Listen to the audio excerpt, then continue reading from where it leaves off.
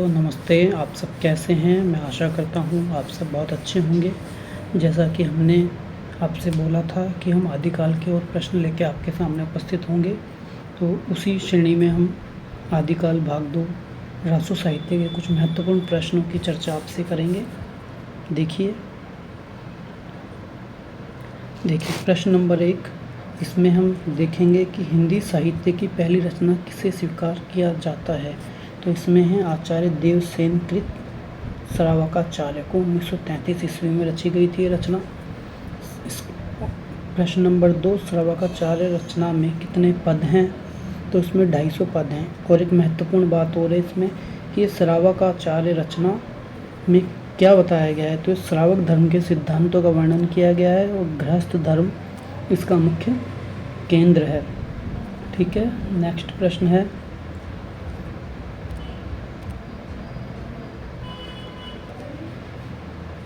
आदिकालीन साहित्य को कितने भागों में बांटा जाता है। तो आदिकालीन साहित्य को 4 भागों में बांटा जाता है। पहला रासो साहित्य, दूसरा रास या जैन साहित्य, तीसरा सिद्ध साहित्य, चौथा नाथ साहित्य। ठीक है, इसके अलावा रासो शब्द की उत्पत्ति के बारे में पढ़ेंगे अब कि रासो शब्द की उत्पत्ति रसायन शब्द से किस आलोचक ने मानी है। रामचंद्र शुक्ल ने मानी है। ठीक है, विशलदेव रचना के आधार पर। इसके अलावा आगे देखिए, रासो शब्द की उत्पत्ति राजसूय या राजसू शब्द से किसने मानी है। तो गार्सादी तासी ने मानी है।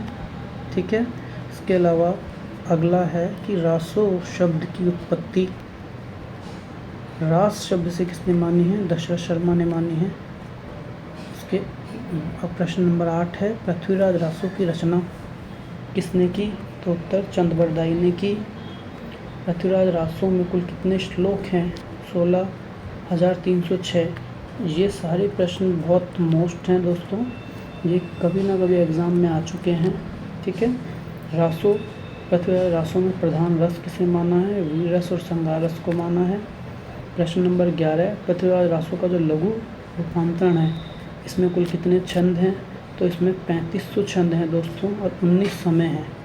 क्या है दोस्तों, इसमें 3500 छंद हैं, 3500 छंद हैं और 19 समय हैं। ठीक है, अगला प्रश्न आ जाओ दोस्तों।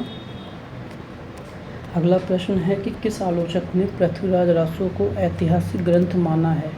पृथ्वीराज रासो को ऐतिहासिक ग्रंथ माना है तो कर्नल टोड ने माना है। ये प्रश्न पूछ लिया जाता है कि निम्न में से किसने पृथ्वीराज रासो को ऐतिहासिक ग्रंथ माना है। ए कर्नल टोड, बी जॉर्ज ग्रर्सन, सी श्याम सुंदर दास, डी आचार्य रामचंद्र शुक्ल। तो इसमें सही क्या होगा, कर्नल टोड होगा। प्रश्न नंबर 13 है दोस्तों, किस आलोचक ने पृथ्वीराज रासो को स्वाभाविक विकासशील महाकाव्य कहकर पुकारा है। तो उत्तर है बाबू गुलाब राय ने। इसके अलावा किस आलोचक ने पृथ्वीराज रासो को सुख सुखी संवाद कहा है। ये नेट में पूछा जा चुका है, हजारी प्रसाद द्विवेदी ने।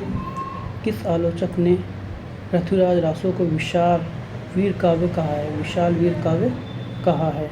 इसका उत्तर है श्याम सुंदर। तो इसका उत्तर क्या है दोस्तों, श्याम सुंदर, बाबू श्याम सुंदर दास और उदय नारायण तिवारी ने कहा है। प्रश्न नंबर 16 है दोस्तों, किस आलोचक ने पृथ्वीराज रासो को घटना कोश कहा है। तो इसका उत्तर है डॉक्टर नगेंद्र। ठीक है दोस्तों, ये आदिकालीन साहित्य के कुछ महत्वपूर्ण प्रश्न हैं। इसके अलावा और भी प्रश्न लेके मैं बहुत जल्द आपके सामने आऊँगा। ठीक है दोस्तों, ये बहुत महत्वपूर्ण प्रश्न है, आप इसका ढंग से याद कर लीजिए।